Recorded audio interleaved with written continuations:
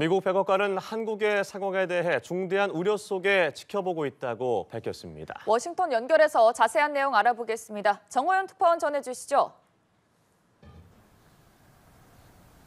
네, 워싱턴입니다. 조금 전 미국 정부는 한국의 비상계엄 해제 상황에 대해 안도한다고 밝혔습니다.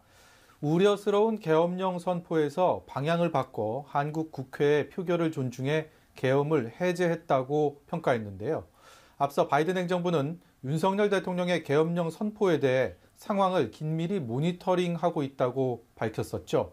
미 행정부 내 대표적인 한국 통으로 꼽히는 커트 캠벨 국무부 부장관은 해외 순방 중인 바이든 대통령에게도 보고가 됐고 모든 급에서 한국과 소통을 시도하고 있다고도 말했는데요. 직접 들어보시죠.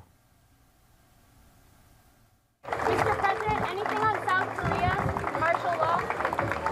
Just getting briefed on it. Just getting briefed. I haven't heard anything. Thank you.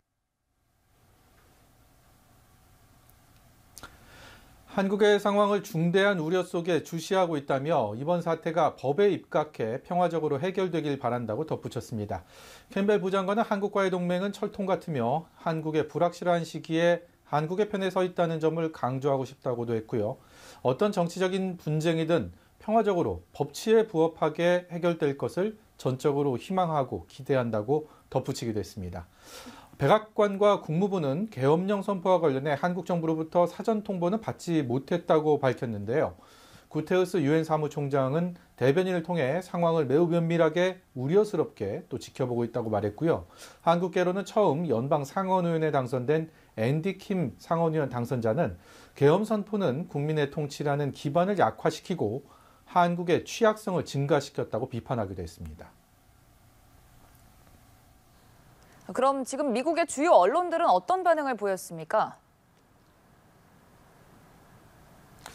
네, 백악관의 반응은 저희가 전해드렸고요. 미국 언론을 비롯한 주요 외신들, 한국의 현 상황을 앞다퉈 주요 뉴스로 다뤘습니다. 시시각각 속보를 내보냈는데요.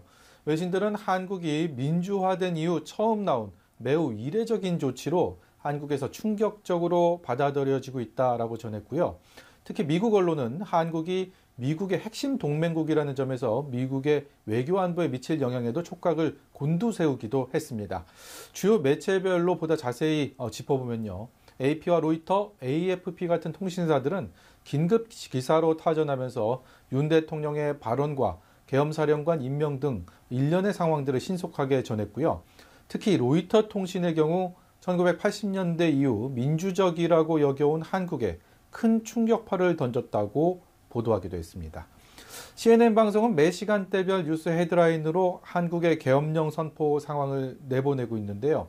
한반도 문제 전문가들이 출연해서 이번 사태를 분석하고 평가했고요.